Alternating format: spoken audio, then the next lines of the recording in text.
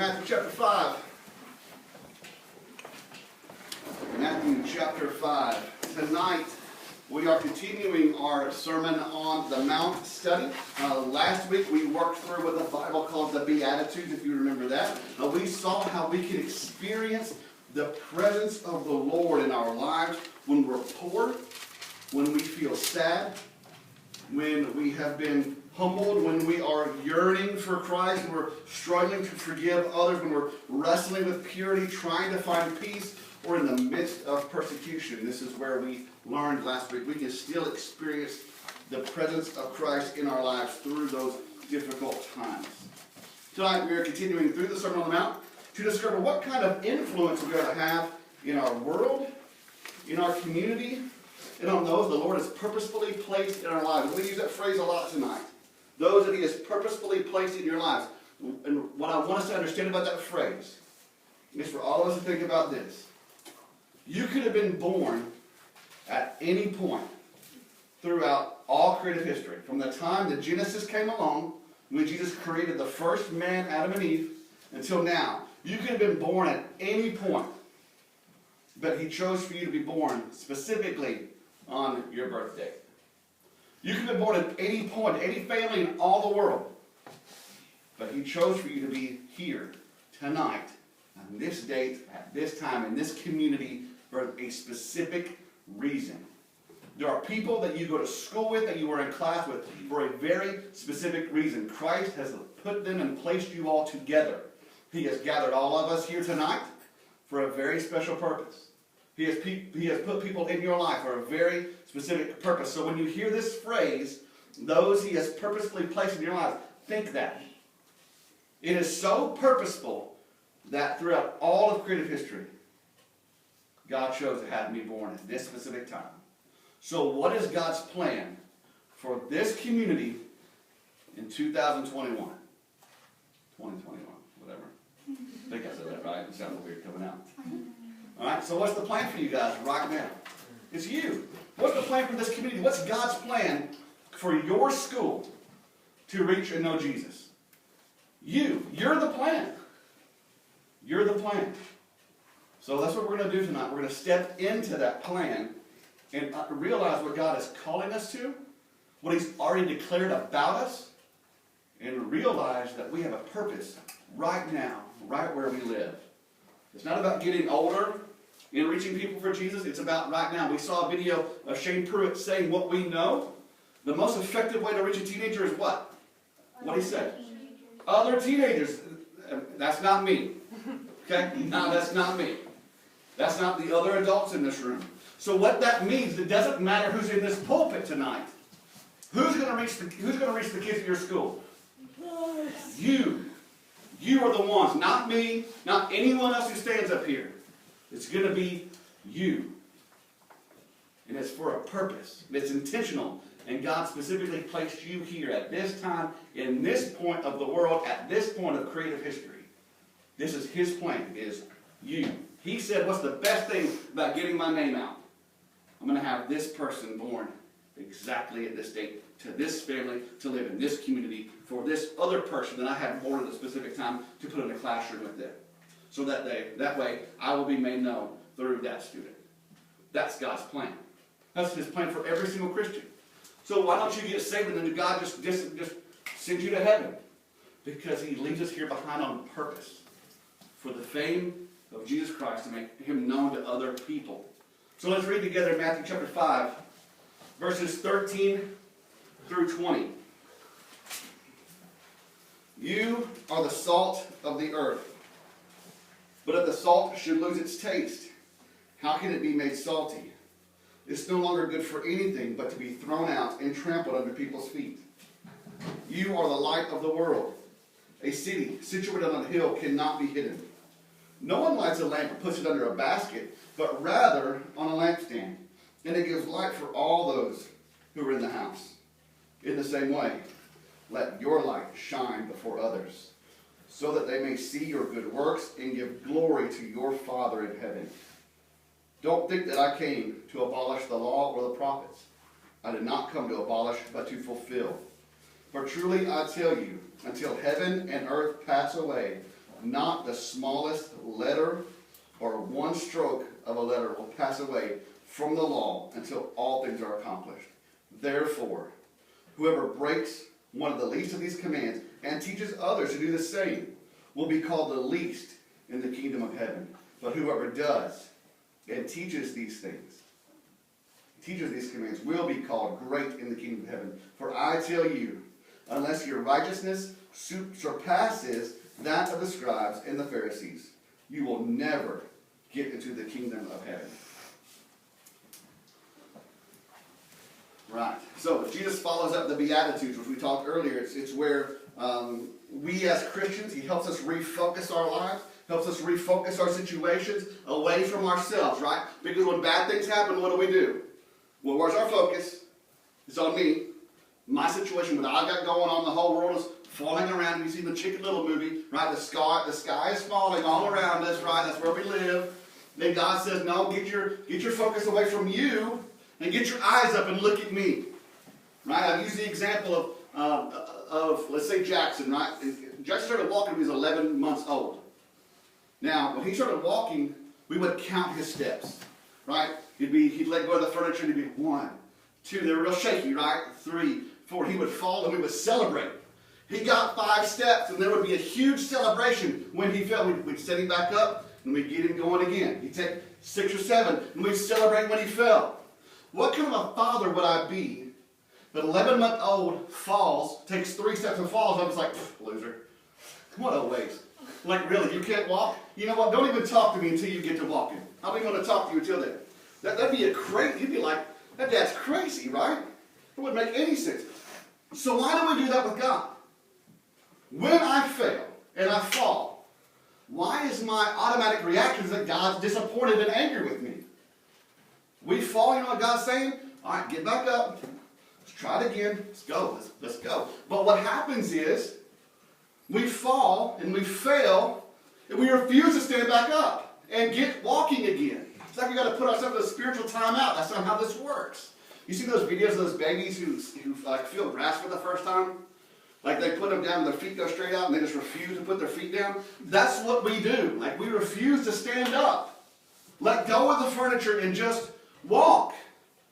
But far too many times we just stay down. Because we're like, I'm never going to get this right.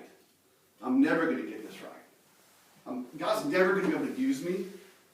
I'm just too big of a screw up. And God's sitting there saying, would you please just stand up and get to walking, please? Let's go. Quit sulking and quit beating yourself up. Get up and let's go. So that's our focus, right? He says, get your eyes up.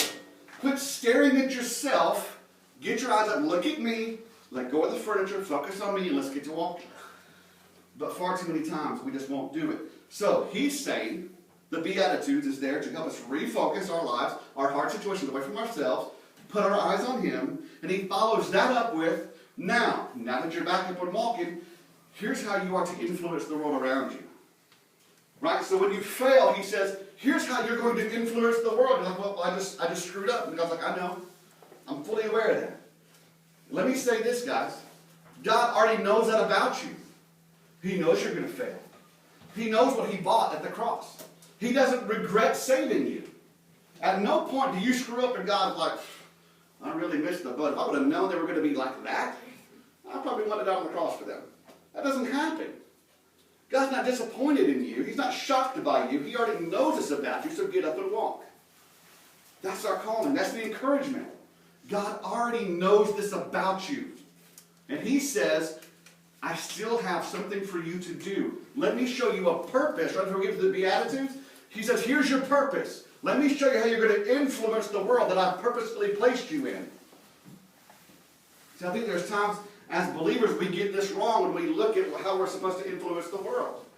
You see, because it's difficult to find the line where we're supposed to influence the world and where we're supposed to exclude ourselves from the world, right? But that's what Jesus is trying to help us define here. He's helping us understand what part are you supposed to be engaged in and what part should you really stay away from. And I think there are people who are not Christians who have this idea that like, Christians just live in their own little bubble and They never experience anything that's like not within their faith. The example I have is that I work in a factory where almost nobody is a Christian. Right? You think school is, there are not a lot of Christians at school. Wait till you get in a factory. You'll see all their parents, okay, that are not Christian. That's where they're at, okay? So I work in a factory where almost no one is a Christian. When you work in a factory, there's almost another language that's there. I used to work on the production floor, and there's a language that's there. Then I moved to the front office, and they talk completely different than the guys on the floor. Now I had to kind of, like, wow, this is a completely different world than I'm used to. But when I'm on the line training somebody, if I'm in a break room or outside talking to some of the guys, they're going to let some cuss words slip. They're going to let it fly, right? That's how they talk. And it never fails. They're going to look at me and say, oh, my bad. Sorry. Excuse me. And then it gets weird for a minute because they have to apologize to me for the words they use. And to this day, I've never really understood that. It makes me feel weird because apparently there's this idea that I can't hear bad words because they know I'm a Christian, they know I'm in ministry, and they're like, oh, I just cussed in front of the preacher guy. Look, just chill out. It's not a big deal, right? So every time that happens, I tell them, look, you don't have to apologize, no big deal. The reason I say that is I want people to be themselves. See, because if you're forcing people to change because you're there, I don't want them to change because of me, I want them to change because of Christ. I don't want to be the influence. I want Jesus to influence them. Don't change, don't be fake because I'm around. Be yourself. And then we're gonna talk about Jesus in the midst of who you are. Okay? So I want to show them how a Christian can live in a world surrounded by sin and not be sucked into it. Right? So since that person cussed, does that mean that has anything to do with me? I mean, why are they apologizing to me? Did they sin against me? No. Okay? Just because they talk like that, does that mean I have to talk like that? No. But the opportunity I have, here's what God is doing in that He is giving me an opportunity to show them how my side of the conversation can be carried in a God-honoring way. How can I carry on my portion? How can I glorify God in the midst of this conversation surrounded by people who are using all kinds of language? It's about the way I influence them, about the way I conduct myself. Right? So that's what it is. I can't control what other people say and how they talk, but I can control what I say and how I talk. And I can influence them in a positive way by not being sucked into what they're doing and what they're saying. So if I don't talk with those people, if I have the mentality of, well, I'm the pastor guy, I don't talk to those guys because they say bad words. If that was my approach, then I would be missing the opportunity to influence them. Because in order to influence people, we have to interact with them. Right? I have to influence them through interaction. So what if Jesus just removed himself from sinful people and avoided sinful people? Then none of us would be a Christian, right? How would we be a Christian if Jesus didn't interact with sinful people? Because if you're a Christian now, at one point you weren't. And he interacted with you at that point and called you to himself, and we were saved. Right? So if Jesus does that, if he engages with sinful people, so do we. We can't just say, well, those kids, they say bad words at school, so I can't be around them. See, that's not what Jesus is calling us to. Evangelism is not about removing yourself from sinful people. It's about engaging with sinful people. Who should we be inviting to church? Should we be inviting people who go to other churches? No. We invite who? Sinful people who don't go to church. Right? So who are we inviting to church? Simple people who may say bad words. Right? This church exists to reach those very people. If our church on Sunday mornings don't have people that need to be saved, then we're not doing what we've been called to. If this youth group doesn't have students that need to be saved attending every Wednesday night, then we're not doing what we're called to. This isn't a social club. Yes, we're going to be social. Yes, we're going to have fun. We're going to do all kinds of stuff this weekend, and it's going to be a blast. But at the end of the day, we're going to get down to the business of sharing the gospel of Jesus Christ. So, Jesus talks about salt. He starts this section by saying, you are the salt of the earth. So, in Jesus' time, they didn't have refrigerators. So, salt was used to preserve food. The salt would prevent the food from going bad. So, when Jesus says, you, meaning Christians, you are the salt of the earth, he's saying, He's calling us to influence those around you and help lead them to salvation. That's what being the salt of the earth is. So, we all have our own little worlds of people, right? People that others in this room will never be able to reach. There's people in your life that I will never share the gospel with. There's people in your life that people on the other side of the room will never share the gospel with. There are people that you have classes with that I will never meet. There are people you live around that I will never meet. There are people you are friends with that I'll never meet unless you bring them. And there are people in your family that I'll probably never meet. But you see, Jesus hasn't put it on me to reach your friends, your family, and your classmates. He hasn't put that on me. What I've been called to do is to share the gospel, to train up this group, however this group is. What he's placing on you is to reach those people. That's your call. It's not mine. It's not my calling to reach the people in your life. And here's what ministry is not. Ministry is not what I'm doing right now. This is not ministry. And you all are here to be my cheerleader and just cheer me on. That's not how this works. I am here. Ministry works this way. I am here to teach you the Bible, show you what God has called you to, and then mobilize you out of here, which means I want you to be the church outside the walls of the church, which means share the gospel. That's all I do. It's not about me doing ministry. It's about you guys doing ministry. And me just showing you how that's done and what the truth of the Bible and what He's calling us to. That's all this is. There's nothing more to it than that. You are the salt of the earth. No, Jesus says you are the salt of the earth. He's not calling you to be the salt of the earth. He's not inviting you to be the salt of the earth. He's already declaring that you already are the salt of the earth. If you've placed your faith in Jesus Christ for salvation, if you're a Christian, you already are the salt of the earth. It's not a choice. It's not something that you can decide to do or choose to just opt out of. He says you are. You have been saved, so therefore you are the salt of the earth. You are how He is going to preserve this world.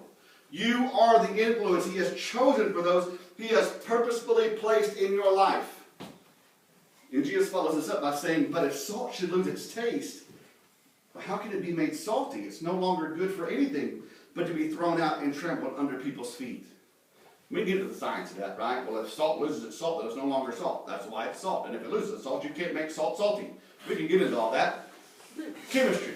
But we're not going to, because that's not Jesus' point. It's not like, here, let's talk about salt and break the chemistry down. That's not what He's saying, okay? Jesus is using salt as a metaphor that you are the preservative that He has placed on the earth to help lead others to Christ.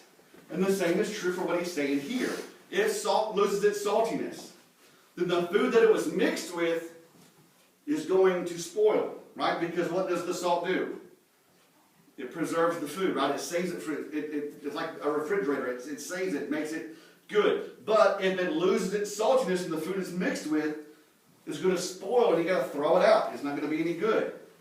So if we separate ourselves from sinful people and refuse to interact with them, refuse to step into what God is calling us here, if we refuse to step into it, then we're not going to influence those around us. And Jesus says, that's going to cause the people I have placed in your life for you to influence to spoil. That's the example. If we refuse to engage, if we refuse to evangelize and share the gospel, the people that we have been called to influence are going to spoil. What does that mean? What does it mean if people are going to spoil? What does it mean for a person to spoil? Anybody want to take a guess? What's that? They could be a bad person. What does that mean eternally? People who don't know about Jesus. Right. If they don't know about Jesus when they die, what happens? They're going to hell, right? So very clearly, if we don't step into what God has called us to, you are the salt of the earth, and we refuse to step into that, the people He has purposefully placed in our lives could be spoiled. Which means they could go to hell because we're refusing to step into what God has already called you into. Not what He's inviting you to, He's already invited you there. And you said yes. When you became a Christian, you said yes to Jesus, you said yes to this. This is a part of the agreement. You are the salt of the earth. A commentary I read on this about this verse says this: believers who fail to be the salt to become worthless as agents of change and redemption. What that means is you fail to become worthless at actually sharing the gospel with people and influencing them to become Christians. Christians who avoid the world are unable to fulfill their divinely ordained roles, which means what we're called into. We're unable to fulfill it. So what this is saying is if we avoid simple people, then we'll never be able to influence them, which is exactly what God has called us to. So then Jesus is going to move from salt, and he talks about light. He says, you are the light of the world. I have John 8:12 on the screen. It says, Jesus says, I am the light of the world. Anyone who follows me will never walk in the darkness, but will have the light of life. Well, in John 8, Jesus says, I'm the light of the world. But in Matthew 5, he says, you are the light of the world. So, which is it? He's saying two different things. We, as Christians, are to reflect the light of Jesus. Think of a light bulb. What does a light bulb do? It helps light get out, right? Because if you don't have a light bulb in, is light going to get out? No, you've got to put a light bulb in. What else does a light bulb do? It helps control where it's going to shine, right? Hang on, I'm going somewhere with this. All right, don't throw me off my mojo. All right, so we've got a light bulb that's going to help the light get out. It's going to shine the light where it goes.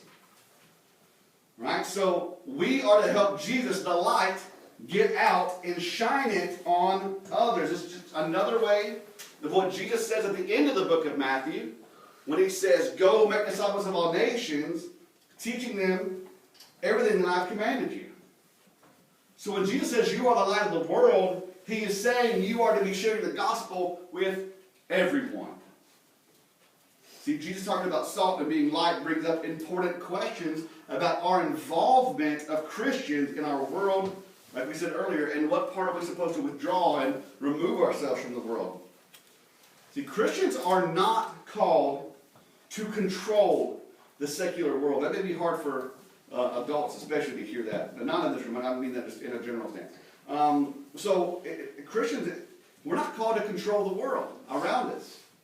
We're not called to control what language they use or what laws are passed or the growing support for the LGBTQ plus community. We're not called to control the government, how they're aiding abortions, how they're legalizing drugs. We're not called by God to control these things.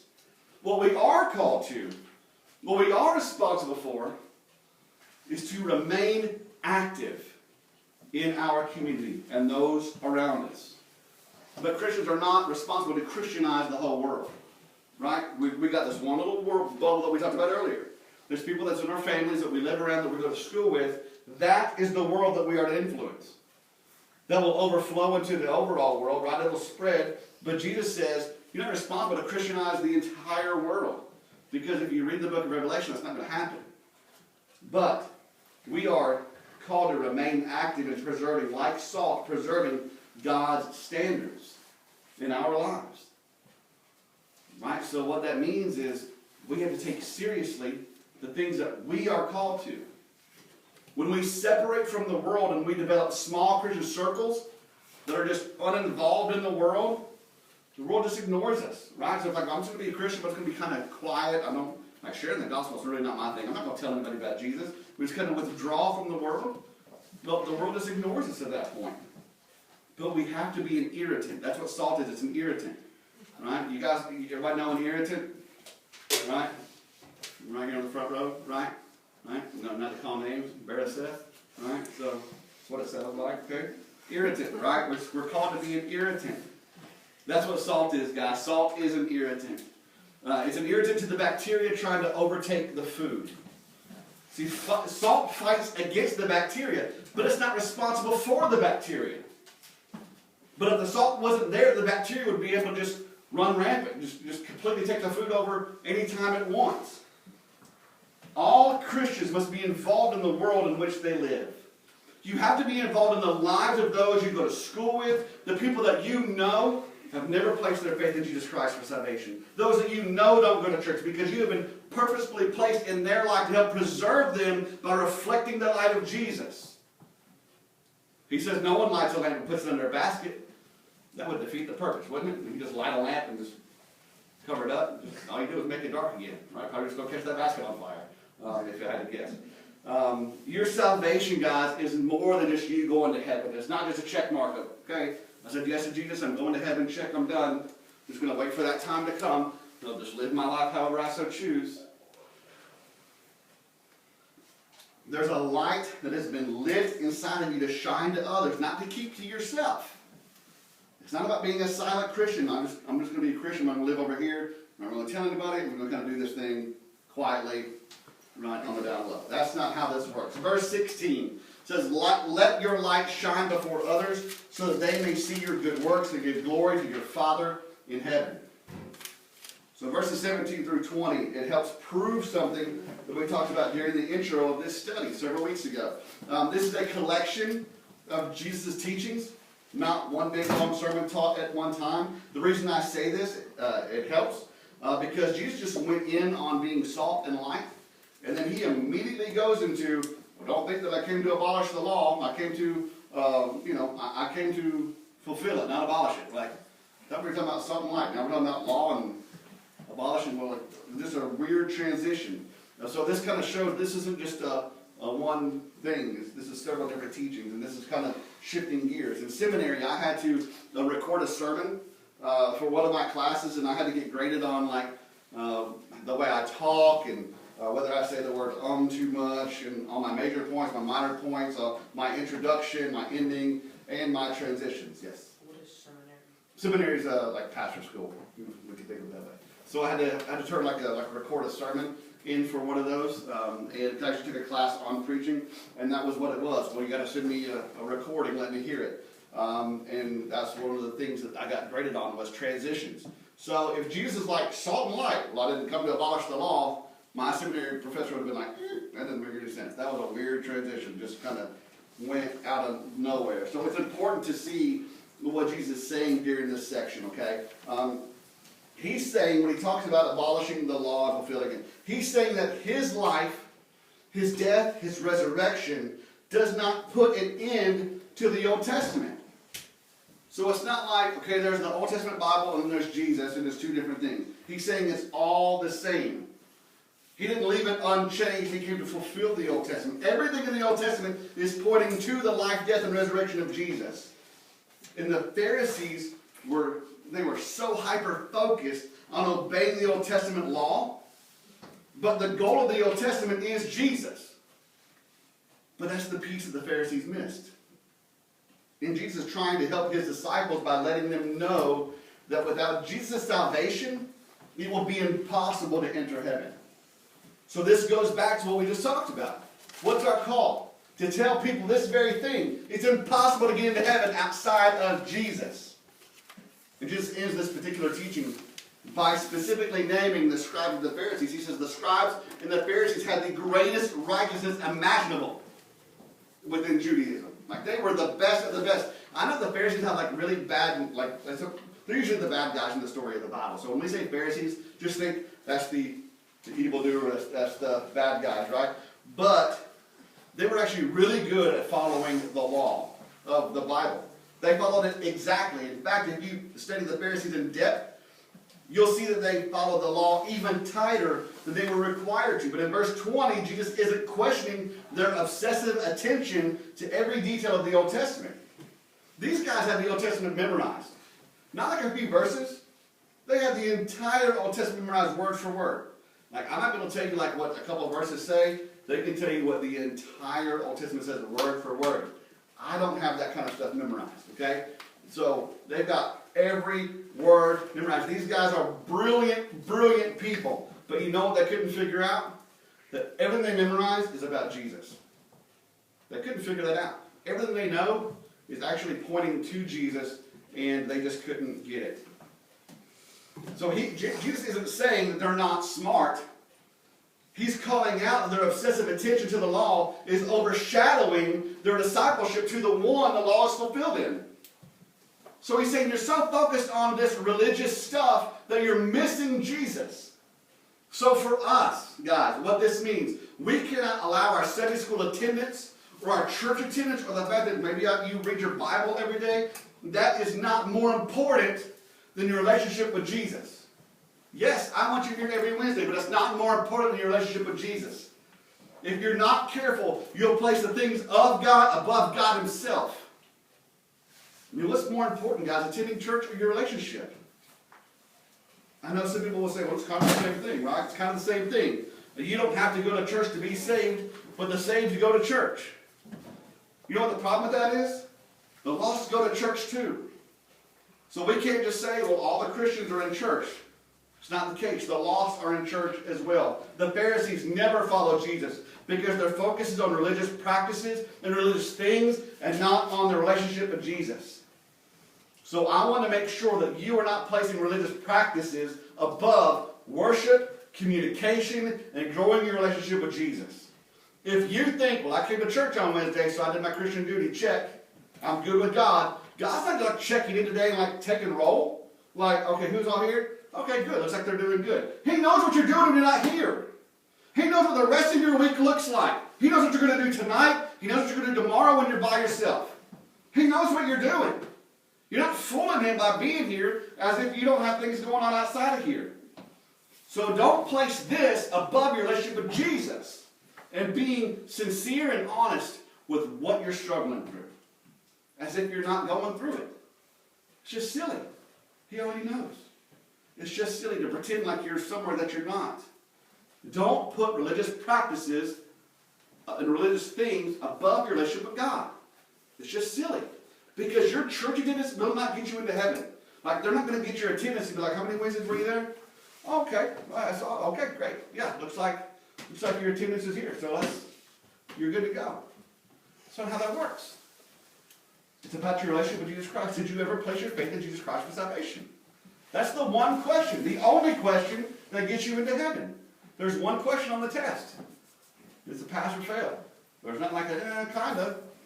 There's not a kinda. There's not like a, you get -3 points, okay? It's not a partial credit. It's all or nothing. So don't put religious things over your relationship with Jesus. Because if your focus is on religious things, but on the Lord himself, you will never be able to be the salt and the light.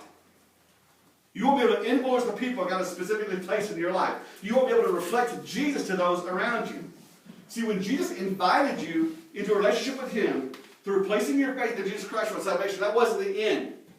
It's not because you're done. It's not going to heaven, check, got that part taken care of. You're not done, guys. You've only begun, because what happens next is it's time to let that relationship influence others. It's time to show that relationship to others and lead them to place their faith in Jesus Christ for salvation. It's about disciples making disciples who make disciples. What that means, you place your faith in Jesus, and you go and you tell someone else, and they show up and they place their faith in Jesus Christ for salvation, and then what happens then? Now their job is to go tell someone else, and then go tell someone else, and go tell, and tell, and tell. That's our job. Our job is to tell. It's our job. If they say no, that's not on you. Your job is to tell. And tell and tell. Alright? So, guys, that's the challenge. To be the salt and the light. That's what God has already called you to. If you place your faith in Jesus, you're already called into that. So the question is, who is it that you're going to influence? Who is it that you're going to shine the light on? Don't bow your heads.